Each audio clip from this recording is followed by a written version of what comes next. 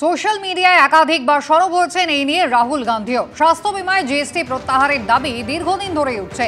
2022 সালে রাহুল গান্ধী সোশ্যাল মিডিয়ায় লিখেছিলেন, স্বাস্থ্য বিমায় জিএসটি 18%, হাসপাতালের ঘরে জিএসটি 5%, হিরেতে জিএসটি 1.5%। গব্বর সিং ট্যাক্স যন্ত্রণা দিয়ে মনে করায় প্রধানমন্ত্রী কাদের জন্য ভাবেন।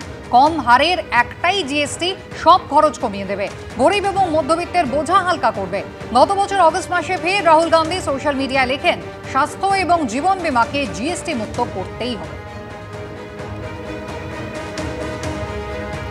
তৃণমূল কংগ্রেস বারবার সরব হয়েছে, যেখানে একেবারে সংসদ চত্বরেও দেখা গিয়েছে যে ইন্স্যুরেন্স থেকে, স্বাস্থ্য বীমা, জীবন বীমা থেকে জিএসটি তুলে নিতে হবে। এই দাবিতে সাংসদরা তারা বারবার সরব হয়েছেন। রাহুল গান্ধী তিনিও কিন্তু সোশ্যাল মিডিয়ায় পোস্ট করেছেন।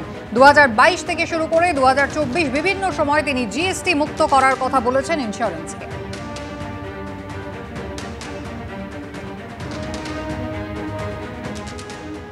175টি নিত্য প্রয়োজনীয় জিনিসের দাম কমতে চলেছে এই জিএসটির রদবদলের ফলে। প্রয়োজনীয় সামগ্রীর সঙ্গে সঙ্গে রয়েছে জীবন বীমা এবং স্বাস্থ্য বীমা। সেখান থেকে জিএসটি উঠে গেছে। 22শে সেপ্টেম্বর থেকে নতুন জিএসটি হার কার্যকর হতে চলেছে। দাম কমছে বাটার, ঘি, চিজ, শ্যাম্পু, টুথপেস্টের। দাম কমছে ডিশওয়াশার, মনিটর, এসি, টিভি, প্রজেক্টরের। দাম কমছে 3 চাকার গাড়ি, 350 সিসির নিচের বাইকের। দাম কমছে ট্রাক্টর, পরিবহনের জন্য ব্যবহৃত গাড়ি।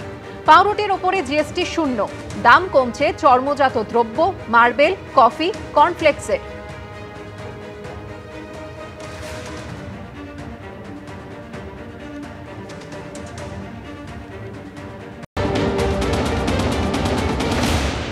এমনিতে তো জিএসটির প্রভাব যদি কমে, জিএসটির হার কমে মানুষের জীবনের নিত্য প্রয়োজনীয় প্রোডাক্ট বা প্রসেসগুলোতে ভালো, কিন্তু যেটা সবচেয়ে ইম্পর্টেন্ট, ভারতবর্ষের লাইফলাইন বলতে ইকোনমির যা বুঝি সেটা হচ্ছে যে ফুয়েল সেক্টর, এবং সেখানে পেট্রোল এবং ডিজেল, যেটা নিয়ে পেট্রোলের দাম এই মুহূর্তে কলকাতায় 105 টাকা, ডিজেল হচ্ছে 100-র কাছে ঘুরপাক খাচ্ছে। ফলে এই দুটো জিনিস, জ্বালানি যতক্ষণ পর্যন্ত তার যে কর কাঠামো সেটা যদি পরিবর্তিত না হয়, তাহলে কিন্তু আমি বলছি গোটা ইকোনমিতে যে সুরাহা আমরা প্রত্যাশা করছি সেটা কিন্তু কাঙ্ক্ষিত জায়গায় পৌঁছাবে না, কারণ এটার উপরেই দাঁড়িয়ে আছে কৃষি শিল্পের বহু অংশ। ফলে আমার একটা প্রত্যাশা ছিল যে আসলে বহুদিনের চর্চিত এই বিষয় যে পেট্রোল ডিজেলের মতো জ্বালানি, যেটা আমাদের ইকোনমির লাইফ লাইন, তার ক্ষেত্রে জিএসটি, সেটাকে জিএসটির আওতায় আনা হবে এবং জিএসটি কম রাখা হবে। তা না হলে যেটা দাঁড়াচ্ছে, রাজ্যে রাজ্যে এত রকম কর, এক এক রাজ্যে এক এক রকম পেট্রোলের দাম, ডিজেলের দাম যদি হয়, তাহলে ভারতবর্ষে এক কর ব্যবস্থা কিন্তু সেটা আদপে কার্যকর হতে পারছে না, এই ডিফারেন্সিয়াল স্ট্রাকচারটা যদি ফুয়েলে থেকে যায়।